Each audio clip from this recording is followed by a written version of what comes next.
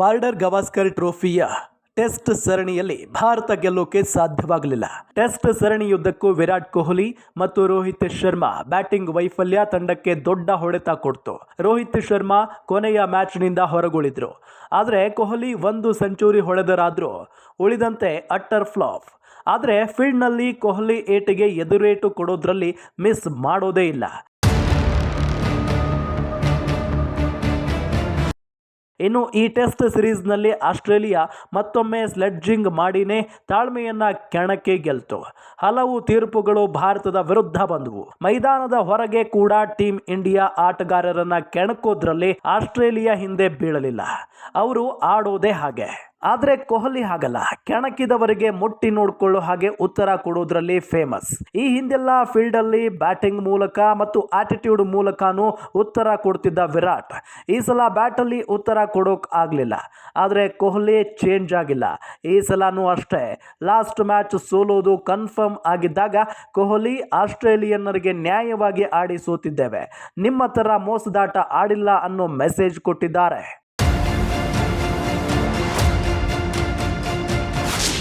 ವಿರಾಟ್ ಕೊಹ್ಲಿ ಪಂದ್ಯದ ವೇಳೆ ಮಾಡಿದಂತಹ ಸನ್ನೆಗಳು ವೈರಲ್ ಆಗ್ತಿವೆ. ಆ ವಿಡಿಯೋ ಅಥವಾ ಫೋಟೋ ನೋಡ್ತಿದ್ರೆ ಕೊಹ್ಲಿ ಏನು ಹೇಳಿದ್ರು ಅನ್ನೋದು ಅರ್ಥ ಆಗುತ್ತೆ.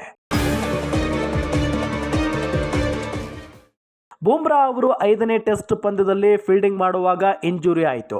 ಆಗ ಬೂಮ್ರಾ ಶೂನಲ್ಲಿದ್ದ ಸ್ಯಾಂಡ್ ಪೇಪರ್ ಹೊರಗೆ ತೆಗೆದಿದ್ದರು. ಸೀಮ್ ಬೌಲರ್ಸ್ ಈ ರೀತಿ ಸ್ಯಾಂಡ್ ಪೇಪರ್ ಇಟ್ಕೊಳ್ತಾರೆ. ಬೆವರು ಜಾಸ್ತಿ ಆದಾಗ ಶೂಗಳು ಲೂಸ್ ಆಗ್ತವೆ. ಅದಕ್ಕೆ ಶೂನಲ್ಲಿ ಸ್ಯಾಂಡ್ ಪೇಪರ್ ಇಟ್ಕೊಳ್ತಾರೆ. ಅದನ್ನೇ ಆಸ್ಟ್ರೇಲಿಯನ್ಸ್ ಟ್ರೋಲ್ ಮಾಡೋಕೆ ಹೋಗಿ ಕೊಹ್ಲಿಯಿಂದ ಕಪಾಳಕ್ಕೆ ಹೊಡೆಸ್ಕೊಂಡಿದ್ದಾರೆ.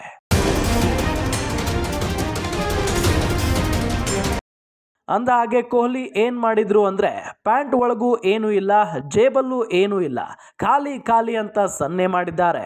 ಅದು ಆಸ್ಟ್ರೇಲಿಯನ್ನರಿಗೆ 2018ರ ಸ್ಯಾಂಡ್ ಪೇಪರ್ ಹಗರಣ ನೆನಪು ಮಾಡಿಕೊಟ್ಟಿದೆ.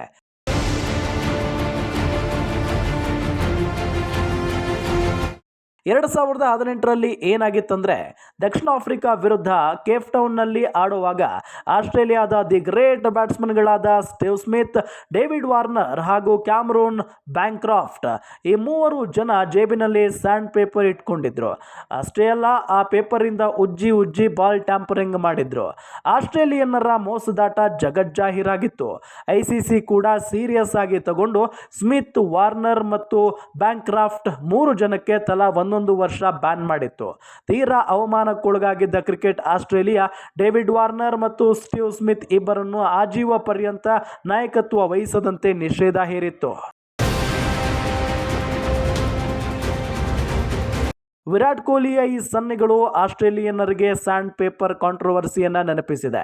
ನಾವು ನಿಮ್ಮ ತರ ಮೋಸದ ಆಟ ಆಡೋದಿಲ್ಲ ಅನ್ನೋ ಮೆಸೇಜ್ ಕೊಟ್ಟಿದೆ.